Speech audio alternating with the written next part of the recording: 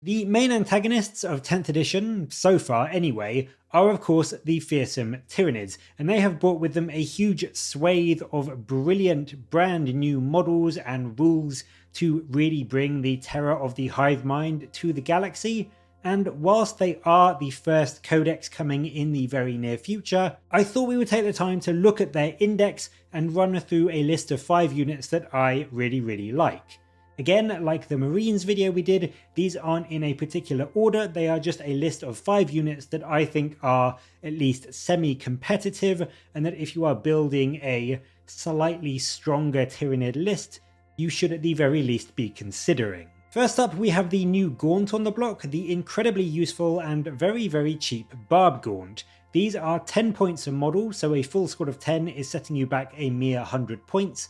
And for that you get a really quite solid toughness 4, 4 up save and 2 wounds. They also have a 6-inch move which can help them get into range, but a lot of the time you are going to want to keep these guys sitting still because for their output they have an incredibly solid 24-inch range gun which fires d6 shots at strength 5, it's no AP and only 1 damage, but it does also have blast and is heavy. So if you sit these guys still, they can be chucking out d6 shots with extra hits for every 5 models in the squad you're shooting at, and be hitting on 3s. So all by itself, this is a good anti-infantry gun. Against something like a squad of 20 Orc boys, 10 Barb Gaunts will be getting around 10 d6 plus 40 shots for an average of around 50 hits if they don't move, which results in around 16 or 17 wounds against the Orc boys, so you can almost wipe out an entire squad of boys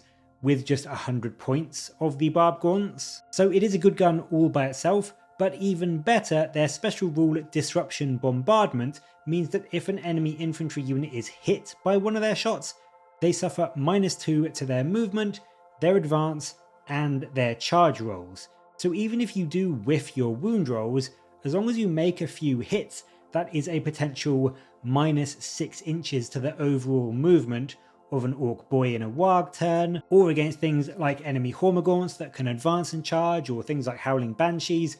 Basically anything that is a melee focused infantry unit that wants to get into combat as fast as possible, these guys are amazing at, because you at the very least reduce 4 inches of their potential threat range by reducing their movement and their charge rolls by 2. So this unit, even discounting all of its damage, is a fantastic utility one.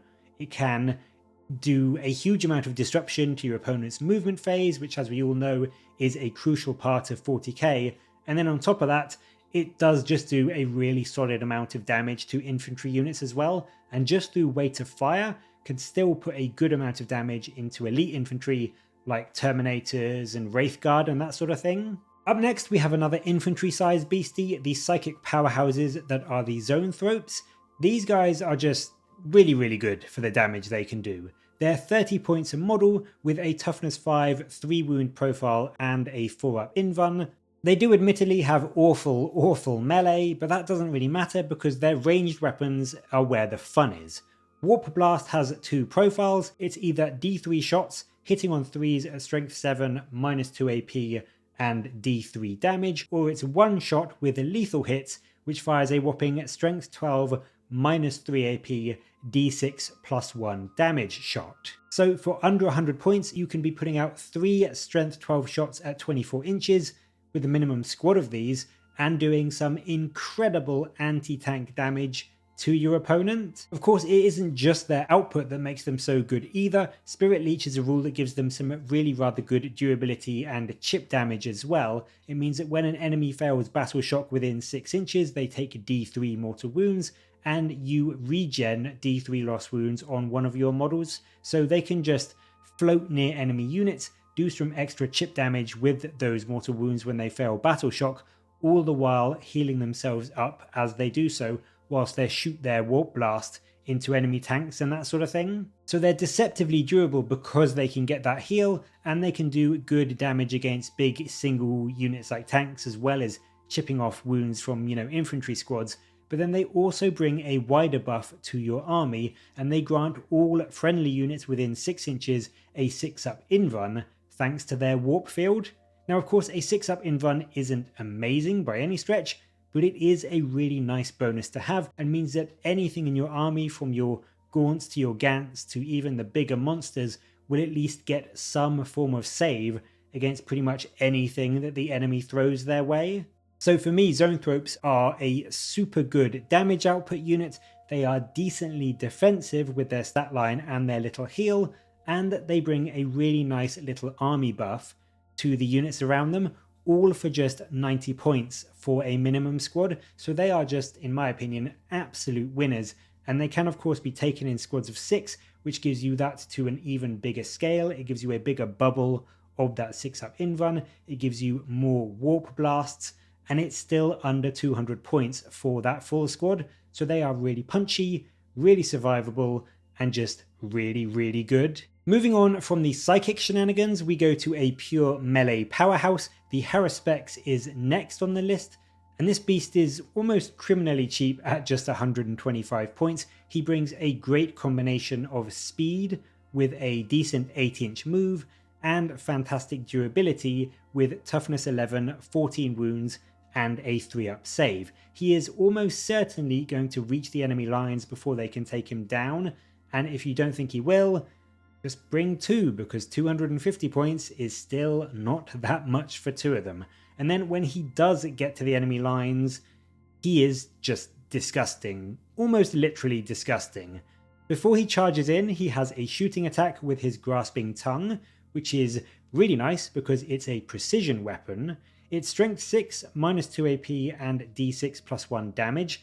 Yes, it's only one attack and it hits on 3s, but if you do hit and wound, that is potentially a solid amount of damage you can get into an enemy character, and if they don't have an invuln save, they really are in a lot of danger of just being eaten alive by your Hara Specs before it even gets into combat. And then of course, if the tongue doesn't work, you can just charge in and absolutely go to town on the squad because it has 18 attacks. It has 14 with a good enough anti-marine style profile at strength 7, minus 1 AP and 2 damage, but then it has 4 attacks with its shoveling claws, and this is where it gets really beefy because those extra attacks are 4 attacks at strength 14, minus 2 AP and d6 plus 1 damage. So the Hara Specs charging in can easily take down, a standard toughness 9, 3-up save vehicle in a single round, or it can just chew through with its weight of attacks entire squads of orcs or marines, or even bigger things like Wraithguard and Terminators. It will still kill a good few of them when it charges in. So it is just a pure out and out melee machine, it really is. It has an extra cherry on top with its Grisly Spectacle rule, which basically just forces enemy units within 6 inches to take battle shock if you destroy an enemy unit with this thing. It's not a great rule, to be fair, but potentially charging the Hara Specs into a castled up enemy and forcing a battle shock test on, 3 or 4 units around your target could at the very least maybe mess up your enemy battle plans a little bit, so it's worth remembering that rule. It's just not the reason you take the Hara Specs. The reason you take it is that for 125 points, you get a really quite tanky, incredibly terrifying in melee monster that can also at a pinch take a sneaky sniper shot into a character, and if you're lucky, kill it with its grasping tongue. So all in all, it's a really nicely priced little package that can do a lot of work in a Tyranid list. The last 2 options for a competitive Nid list, in my opinion, are both ranged options. The first up is the now slightly less good thanks to the price increase, but still arguably mandatory Biovore. Hopefully the codex will make them still worth taking so people can take advantage of the gorgeous new model we got shown the other day, but for now it is still very much a must take, I think. It is a bit pricier at 65 points, which may seem like a lot for a single toughness 6 4 wound model with a 4-up save, but of course the main benefit of the Biovore is that he can hide out of line of sight thanks to his indirect fire gun. It has a massive 48-inch range and a literal plethora of rules, including blast, heavy, and devastating wounds, so it goes very nicely along its D3 shots at strength 6, -1 AP and 2 damage. It is mainly a relatively solid anti-infantry gun, but can potentially outrange things like Desolation squads, and against a full 10-man Desolation squad, this thing can be firing up to 5 shots, hitting and wounding on 3s, with 6s to wound being a flat 2 mortal wounds each, so it can do a fair bit of damage, and obviously for the same price as 10 Desolation Marines, you could be bringing, what, 3 or 4 of these guys now, so you can do a comparable amount of damage. It's obviously not as good as a Desolation squad, but it does still bring you some very potent long-range indirect fire for the Tyranids, which at this stage in 10th edition is really important in those competitive lists.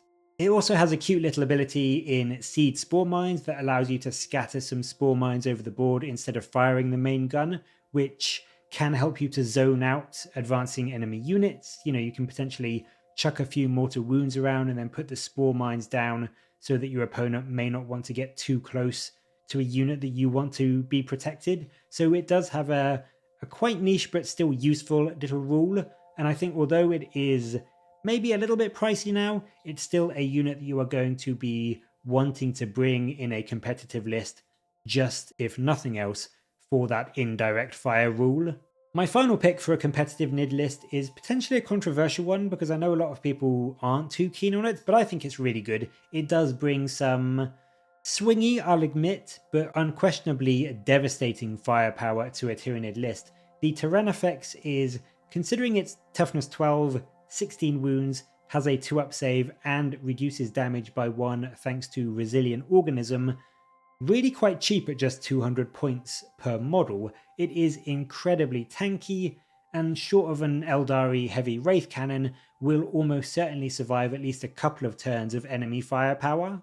And then on the return fire, it has 3 very different but equally good options depending on what you want to use it for. The Acid Spray is a fantastic anti-marine weapon with d6 plus 6 auto-hitting shots at strength 6, -2 AP and 2 damage. At 18 inches, this will on average rolling net you almost half of a 10-man marine squad every shooting phase, not counting the extra 8 Stinger Salvo shots it has as well. Meanwhile, the Fleshborer Hive is your anti-horde. This fires a whopping 20 shots with sustained hits 1 and twin linked, so firing this into a squad of Orc boys will kill about 9 of them, and even more if you don't move, thanks to it also having the heavy rule. And then finally, probably the most popular option is the anti-tank Rupture Cannon. Again, this is heavy, so it will be hitting on 2s if you don't move, and it brings you 2 shots at the frankly terrifying strength 18, -4 AP, and 2d6 damage. So yes, as I said, the damage is swingy, which is the downside of this beast, but you can still get potentially 24 damage in a single shooting phase with this gun, and even against Knight, it's going to be hitting on 2s, wounding on 3s, and pushing them straight to their invuln, so it can do a heck of a lot of damage. I think the ideal target is those vehicles that may not have an invuln, so that -4 AP really gets to its full effect and melts through all of their armor. And then when you combine this, especially with the detachment rule for lethal hits against vehicles, it really can do a number on pretty much any armor that your opponent may have on the battlefield. And at 48 inches, you don't really need to move it. You can just sit still and be hitting on 2s all game long. So that is going to be it for the Nids. They do have some really solid ranged melee and psychic units that you can take advantage of, and I think whilst they are not the most competitive army in the game at the moment, they do still have some good picks that you can go into if you do want to run that slightly more competitive, slightly stronger army in your games of 10th edition. But as always, I would love to know what you think of this list and what your top 5 picks are from the Tyranid Index. Let me know your thoughts down in the comments below, and as always, thank you very much for watching. Please do like and subscribe for more Warhammer content from me, but until next time, I'll catch you later guys.